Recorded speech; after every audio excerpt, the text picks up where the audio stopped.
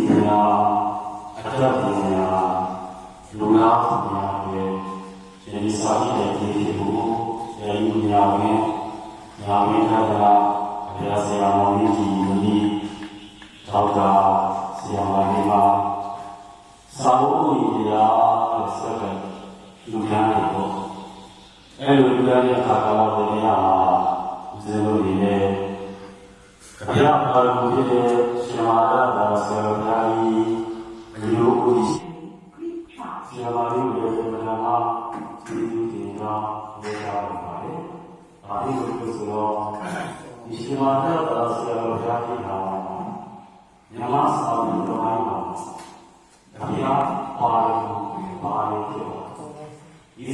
cho kênh Ghiền Mì Gõ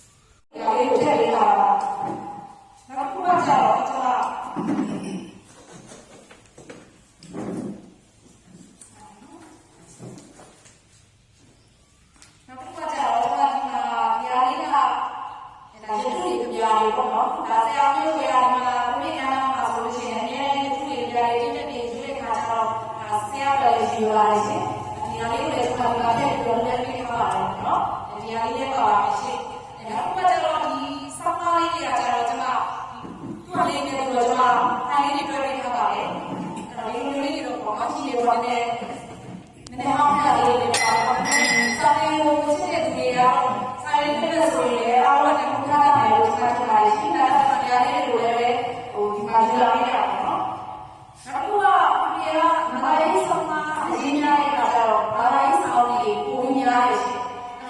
bỏ lỡ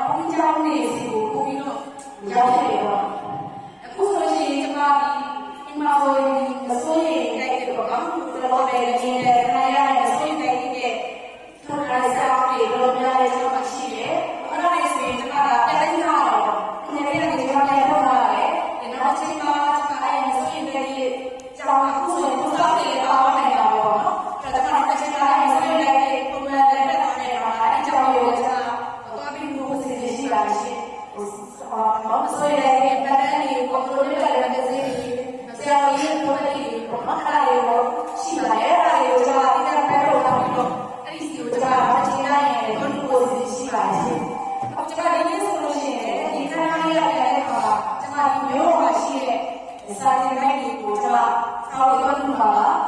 လာရတော့ကျွန်တော်တော့စီရင်းနေပြီလေကျွန်တော်ဘာသာရေးဆောက်တာတွေညာတော့မှုတွေပေါ့အခုဒီမှာတော့ကျွန်တော်များတော့အပြင်မှာပေါ့မစင်းနေများပါလေရှိမစင်းနေဆိုရင်လည်းကိုယ်ချင်းချင်းရောပြတဲ့မစင်းတွေပါပါတယ်ပေါ့နောက်တစ်ခါလေးချင်းမစင်းတွေပါလို့တော့ဒီနေ့လည်းပါတယ်အဲ့တော့ကိုဒီကပြောချင်တာကတော့ကျွန်တော်ကဒီတရားဆောက်လေးဆက်တော့ပို့တော့ကျွန်တော်ကဒီလေပြီးတော့ဒီတော့ကိုကြည့်ရတာဆရာတို့ဒီကြပြလေးတွေရပေါ့နော်ဒီကြပြလေးထိုက်တဲ့ခါတော့ပြီးတော့ဒီလောကလေးကိုတွေ့နောက်ချိန်တော့စာဖတ်တာကပြန်ပြီးခုလေးအကျိုးရှိသွားတယ်ဒီကနေကိုယ်လည်းတရားလေးရပါတယ်ဆိုရင်လည်းဘာသာရပဲပေါ့နော်အဲ့တော့ကျွန်တော်ဒီလိုပြီးတော့လည်းစာဆက်ကျွန်တော်ဟုတ်တရားလည်းအထက်ပြီးခါပါတယ်အခုဒီနေ့ဒီစာလေးတွေကပထမဆုံးဒီကျွန်တော်ပြုပြရတဲ့အတွက်လည်းကျွန်တော်ဝတ်ပါပါတယ်အဖေမေသိနေကျွန်တော်ဒီဖြစ်ပါပါပြုနေပါတော့နော်အဲ့တော့နောက်တော့ကြာရင်လည်းကျွန်တော်ထပ်ပြီးတော့စောင်းနေရအောင်စောင်းနေရဖြစ်စေယူနေရဖြစ်စေဝင်ရဖြစ်စေကျွန်မလည်းတက်ဆောက်ကညီပြီးသွားမှာပဲလို့ပြောရင်းနဲ့ဒီလိုထုတ်ပါတယ်။ဘာလဲကျွန်တော်လည်းပြောမယ်စီအခုကတော့ကျွန်မအိမ်မှာစောင်းနေကျန်နေတယ်ပေါ့ကျန်နေရအောင်လေကျွန်မအားချင်းတော့လောလောဆယ်လာလိုက်ဆိုတော့ကျွန်မစောင်းတဲ့စောင်းကြည့်တဲ့ပုံစံလေးကျွန်မလုပ်ပါမယ်။အစားကြည့်တဲ့ပုံစံလေးလုပ်တဲ့အခါမှာဆရာတို့အလုံးပေါ့နောက်ချာနေနေမှာရှိတဲ့ပြည်သူရှိတဲ့နေမလေးစီစောင်းရှိတဲ့နေကိုကျွန်မအိမ်မှာရှိတဲ့စောင်းအတိုင်းကိုလေ့လာလို့ရအောင်ကျွန်တော်စီစဉ်နေပါလားကျွန်တော်စိုက်တဲ့ပုံစံလေးကိုကျွန်တော်မနိုင်ထားမယ်ဖုန်းနံပါတ်လေးစာလေးထားမယ်ဘယ်နည်းကထားပါတယ်ဘယ်နည်းပြန်အပ်တယ်ပေါ့နော်အဲဒါမျိုးလေးတွေကျွန်မလုပ်မှာပါဒါမှအားလုံးပေါ့နော်အိမ်မှာရှိနေတဲ့စာအုပ်တွေကိုလည်းအကုန်လုံးဖတ်ခွင့်ရှိအောင်ပေါ့အခုကျွန်မကဒီနေရာလေးကိုလှူလိုက်တယ်ဆိုရင်ဒီကဆရာတို့ပဲဖတ်ခွင့်ရှိမယ်ပေါ့တခြားဒေသလူတွေဖတ်ဖို့အဆင်မပြေဘူးအဲ့တော့ကျွန်မစီမှာရှိနေတဲ့တယောက်သတင်းပေါ့နော်သတင်းတွေတယောက်နဲ့ကြားပြီးတော့အလားဒီမှာဒီလိုလေးဖတ်လို့ရတယ်ဆိုရင်လာပြီးတော့ကျွန်မစီမှာဖတ်နိုင်အောင်ကျွန်မအဲ့လိုလေးစာကြည့်တဲ့ပုံစံမျိုးလေးကျွန်မစီစဉ်မှာပါအဲ့တော့ကျွန်မမှာလက်ခံထားတဲ့စာအုပ်တွေလည်းရှိသေးပါလေပေါ့နော်အဲ့ချိန်ကျရင်ဆရာတို့ကြိုက်တဲ့စာအုပ်ကိုဝင်ဖတ်ပြီးတော့ငှားနိုင်ပါတယ်ပေါ့နော်ဒါပေမဲ့အဲ့ဒါလေးကတော့ကျွန်မအချိန်တစ်ခုတော့လိုသေးတယ်ပေါ့ရှင်နောက်တစ်ခုကကျွန်မဒီဖေဖေနဲ့ပတ်သက်တဲ့မှတ်တမ်းလေးပေါ့ဖေဖေအတွက်ပြလိုက်ပုံစံမျိုးလေးဖေဖေလုပ်ခဲ့တဲ့အတီးတီးတွေနောက်ဖေဖေရဲ့ဓာတ်ပုံလေးဖေဖေရခဲ့တဲ့စာတမ်းတွေဖေဖေဆောင်းပါးလေးတွေဖေဖေဓာတ်ပုံလေးတွေပေါ့ကျွန်မအဲ့ဒီလိုမျိုးလေးနဲ့ပြလိုက်ပုံစံမျိုးလေးလည်းကျွန်မလုပ်မှာဒါစာကြည့်ရလေးနဲ့တွဲရက်ပေါ့နော်တခန်းကျွန်မဖေဖေကိုချစ်တဲ့သူတွေပေါ့နော်ဒီလာကြည့်လို့ပဲဖြစ်ဖြစ်လေးခဲ့တဲ့စာလေးတွေကိုလေးလာခြင်းလို့ပဲဖြစ်ဖြစ်ကျွန်မအဲ့ဒီလိုလေးပေါ့ကိုယ်တိုင်းလည်းဖေဖေတို့အလွမ်းမြေပေါ့ဆရာတို့လည်းဖေဖေတို့အလွမ်းမြေဒီလိုလေးလုပ်ဖို့ကျွန်မအစီအစဉ်ရှိပါတယ်အဲ့တော့အိမ်မှာရှိနေတဲ့စာအုပ်တွေကိုလည်းဆရာတို့နောက်တစ်ချိန်ကျရင်လေးလာလို့ရမှာပါလို့ကျွန်မသတင်းကောင်းလေးပါချင်ပါတယ်ရှင်ဟုတ်ကဲ့အားလုံးကိုကျေးဇူးတင်ပါတယ်ရှင်အဲ့တိုင်းပြောတာကောင်းတယ်ဘုရားနားထောင်ရတာမရှိဘူးစီစီရစာအုပ်တူတန်းကြီးအစီအစဉ်ဖြစ်ပါတယ်ကျန်တဲ့စာအုပ်တူတန်းပြပါတယ်ဟဲ့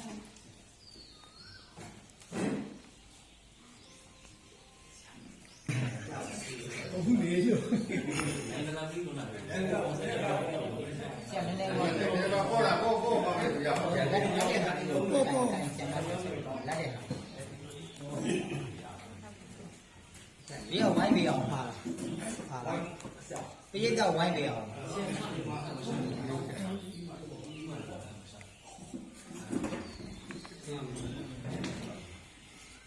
ဒီအောင်ဝိုင်းပြအောင်ကောင်းရတယ်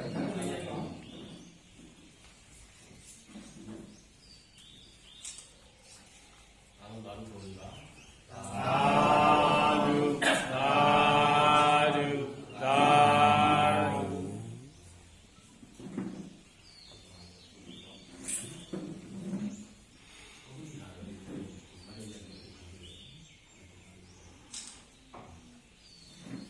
ဘုန်းကြီးတော့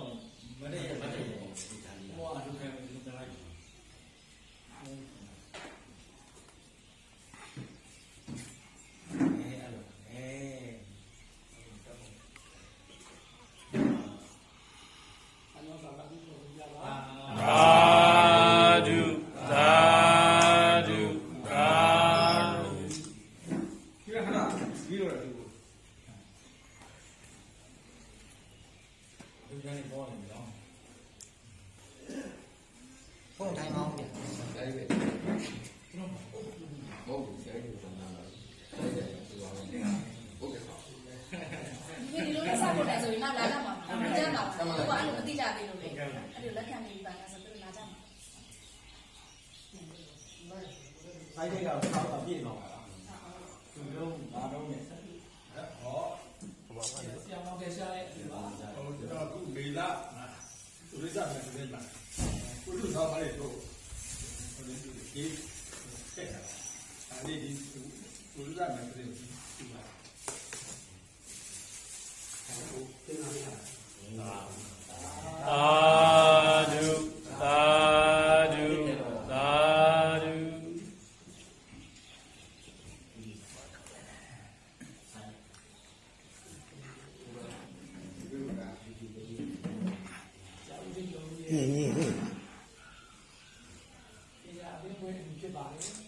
Sadhu, sadhu, sadhu.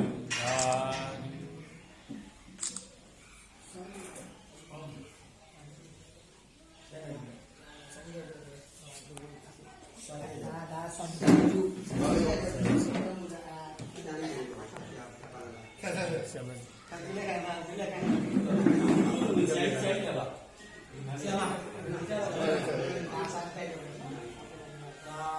Sadhu, sadhu, sadhu.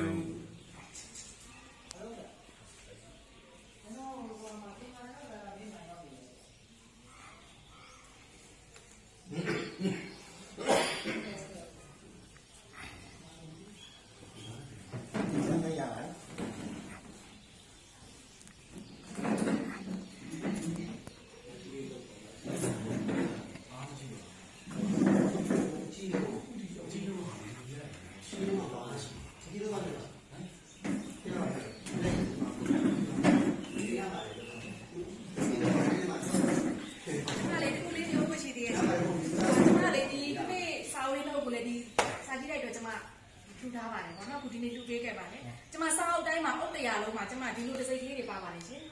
ပြည်သက်တို့ပမောက္ခကျော်ဆရာကြီးဦးမြဝင်းမြောင်ဝင်းတက္ကနာအာရီဆိုကျန်းရည်သူမိသားစုကောင်းတယ်ဒါကျွန်မစာအုပ်တရားလုံးကျွန်မရိုက်ထားပါတယ်ဒါမှတရားလေးပြည့်တော်လည်းဖြစ်သွားမှာပေါ့နော်အဲ့လိုလေးကြိုက်ပေးထားပါတယ် အခုကနေ့ထူတာအုတ်တရားကြည့်ပြီနော် ဟုတ်တယ်ရှင်အုတ်တရား ဆရာဘယ်လောက်လဲဆရာဆရာအုတ်ဘယ်လောက်လဲ ကားမှာကျန်နေတယ်ဟောဒီရတယ်နည်းနည်းတော့29တယ်ပဲရှိ စီစီက ဆရာဟောရတယ် ရှင်မရကသာရပြည်မတော်ပြမြောက်ရေးအဖွဲ့ရဲ့ဥက္ကဋ္ဌဖြစ်တဲ့ အဲ့ဒါတော့သုံးပေါ်ကြီးပဲ ဦးရမျိုးကနေပြီးတော့လူတိုင်းမှုစုစုတွေကျေးဇူးတင်စကားပြောကြပေးပါရဲ့ဒီကဆရာကြီးကြားတယ် ဆရာကျေးဇူးတင်တာပြောပြပါ ဒီလိုကတော့ဒီလို နောက်ပြန်လာမှလည်း ဘူးရှင်မာရောက်တော့တာကူမိမှန်စာကြည့်တိုက်တယ်ဆရာကြီးတော့ဥပ္ပယဝင်ရတနာရဲ့ဒီဆရာမဒေါက်တာကနေပြီးတော့ကျွန်တော်တို့စာကြည့်တိုက်ကိုစာအုပ်တွေတာရောက်ထူတဲ့အတွက်အများကြီးလည်းကျေးဇူးတင်ပါတယ်နောက်ထပ်လည်းတူထိုက်ပဲပြောတဲ့အတွက်လည်းဝမ်းလည်းဝမ်းသာမိပါတယ်ကြီးတဲ့လူတွေကျွန်တော်တို့ဒီရှင်မာရတတာကသူ့မသစ္စာကဗျာဝဲမှာရှိတဲ့ဆရာကြီးတွေကလည်းဆရာကြီးဒေါက်တာဦးမြဝဲပဲလေတန်းသူကဒီရလေးစားတဲ့ဆရာကြီးလည်းဖြစ်ပါတယ်အခုဆရာမကနေပြောဆရာကြီးရဲ့ကူစားကျွန်တော်တို့စာရေးဆရာတွေနဲ့ဒီစာကြီးရဲ့ဝါဝဲကူပြီးတဲ့ဆိုတော့ကျွန်တော်တို့စာရေးဆရာတွေအားလုံးကဆရာကြီးကိုဟောဆရာကြီးရဲ့ဒီဒေါက်တာကိုလည်းဘယ်ပဲကျေးဇူးတင်ပြီးပါတယ်ဒါဟော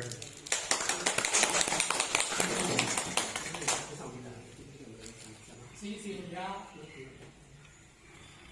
တော်ကဒါလေးသေးတယ်မေတ္တာဆောင် အေးပြတ်တယ်လည်းပါ အဲ့တော့ တော့ဟုတ်လားဒီအဲ့ကတော့မှတယ်ဆရာအဲ့ကတော့မှ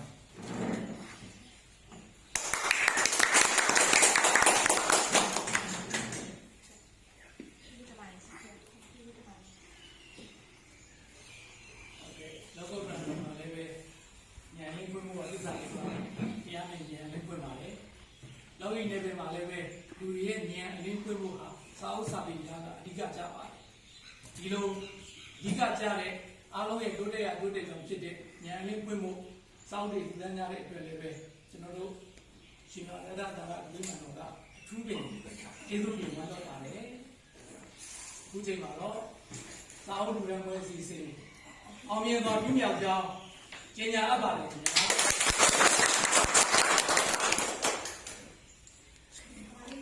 ခွင့်ပြုပါဟိုအများကြီးတော့တကယ်တော့အနေတော့ပြင်ရဘာလို့ဆိုတကယ်တော့3ဝင်းခေါ်လာပြီးတော့ဒီနေ့ကြောင်းလိုက်လေးဆိုဒါလည်းတော့ပြီးတော့မှာမဟုတ်တော့ဘူးနောက်တော့ကျုံနေတဲ့ခါတမင်းကနေဒီမျိုးစာပေပိုင်းလေးရှိတဲ့ခါကျွန်မလာပြီးတော့ဂုဏ်ပြုပေးပါမယ် ဟုတ်ကဲ့ပါ ခွင့်ပြုပါ ဒီပါ